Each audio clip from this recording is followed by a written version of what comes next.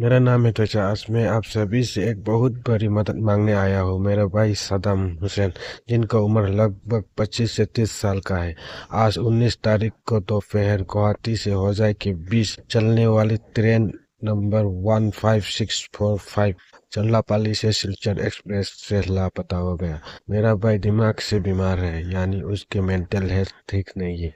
वो रास्ता भटक गया है। सबसे चिंता की बात तो ये है, उसके पास ना तो कोई मोबाइल फोन है, ना कोई आइडेंटिटी कार्ड और ना ही कोई पैसा।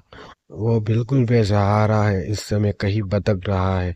दीदी ने उसे ऐसे ही कुछ के पास देखा था, इसलिए पूरी उम्मीद है कि वो गुवाहाटी जागीर रोड या चंपामुख या होजा रेलवे स्टेशन पर ही या उनके आसपास किसी इलाका में उतर गया या उतारा गया है।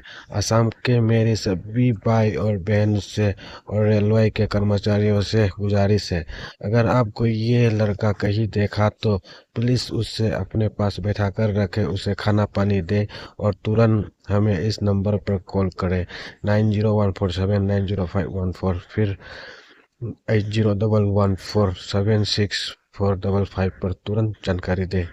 आप सभी से विनती है, इस वीडियो को जितना हो सके असम के हर एक ग्रुप में शेयर करिए, ताकि बीमार भाई सही सलामत अपने पिताजी के साथ लौट कर मिल जाए। धन्यवाद।